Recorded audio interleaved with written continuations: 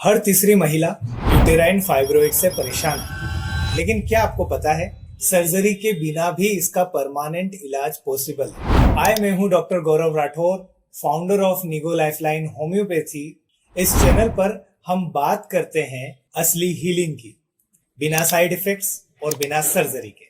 आज हम डिस्कस करेंगे यूटेराइन फाइब्रोइड्स के बारे में। यूटेराइन फाइब्रोइड क्या होता है, क्यों होता है, क्या सिम्टम्स होते हैं, और सबसे इम्पोर्टेंट, इसको नेचुरली और परमानेंटली कैसे ट्रीट किया जा सकता है। यूटेराइन फाइब्रोइड को हिंदी में हम गर्भाशय फाइब्रोइड या रसोली या सिस्ट भी कहते हैं, और इसे लियोमायोमास भी कहा जाता है। ये एक प्रकार की मांसपेशियों और टिश्यू से बनी एक ट्यूमर लाइक ग्रोथ होती है, जो गर्भाशय यानी यूट्रस की वॉल में या उसके ऊपर बनती है। ये ग्रोथ जनरली नॉन कैंसरस होती है और महिलाओं में ये समस्या 40 की उम्र के बाद ज्यादातर देखी जाती है। चैलेंजेस क्या है?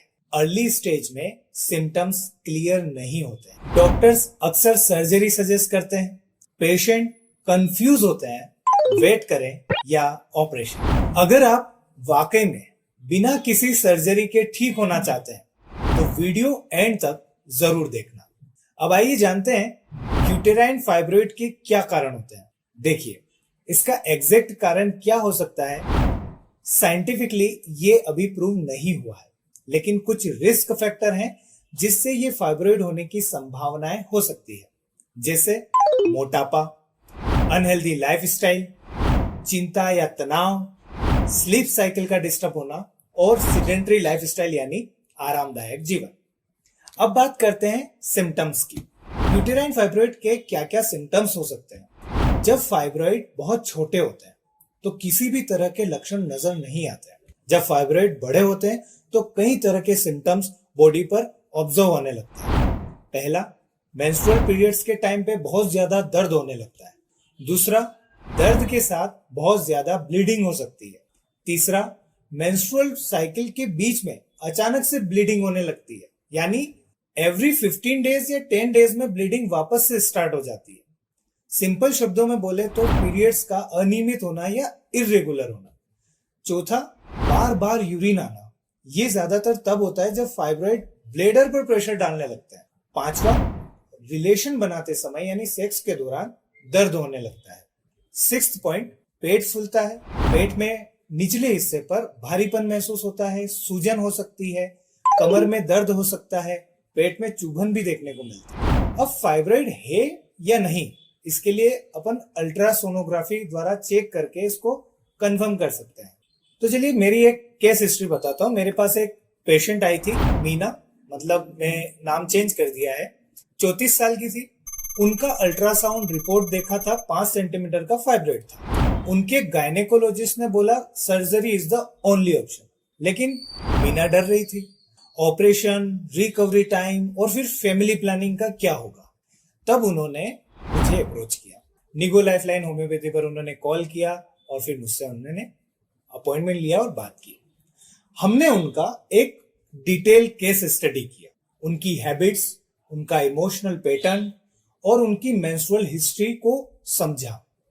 होम्योपैथी में हम सिर्फ सिम्टम्स नहीं देखते हैं, हम रूट कॉज तक जाते हैं। अब हुआ क्या, 6 महीने के अंदर फाइब्रोइड श्रिंक हुआ, पीरियड्स रेगुलर हुए, पेन ऑलमोस्ट 0 और सबसे इंपॉर्टेंट, नो सर्जरी नीडेड। तो दोस्तों, हर फाइब्रोइड का सॉल्यूशन सर्जरी नहीं होता। अगर अर्ली डायग्नोसिस हो जाए और इंडिविजुअलाइज्ड ट्रीटमेंट मिले तो होम्योपैथी एक सेफ, इफेक्टिव और परमानेंट सॉल्यूशन हो सकती है। अब ज्यादातर केस में देखा जाता है कि यूटेराइन फाइब्रोइड के केस में यूट्रस को ही रिमूव कर देते हैं, लेकिन ऐसा जरूरी नहीं।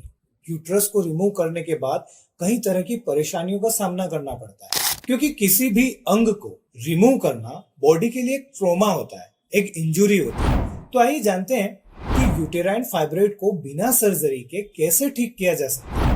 यूटेराइन फाइब्रोइड का बेस्ट ट्रीटमेंट क्या है? क्या विदाउट सर्जरी ट्रीटमेंट पॉसिबल है? तो मेरा जवाब है बिल्कुल 100%। लेकिन कई बार ये कंडीशन पर भी निर्भर कर सकता है। कुछ इंपॉर्टेंट रेमेडीज हैं जो फाइब्रोइड में यूज होती है, वो केस टू केस वेरी करती है। मतलब हर केस पर निर्भर करती है और उसकी जो मेंटल कंडीशन है या पेशेंट कैसा दिखता है, बहुत सारी चीजें होती है। तो एक कैलकेरिया कार्ब है, एक सीपिया है, एक लेकेसिस है और एक है थूजा। ये कॉमनली यूज होती है और 500 से भी ज्यादा होम्योपैथिक मेडिसिन है फाइब्रोइड्स के लिए। तो पेशेंट टू पेशेंट वेरी करती है और उसके डोजेस भी, उसकी मात्रा भी पेशेंट टू पेशेंट वेरी करती है। लेकिन याद रखिए सेल्फ मेडिकेशन से बचें, क्योंकि हर केस अलग होता है।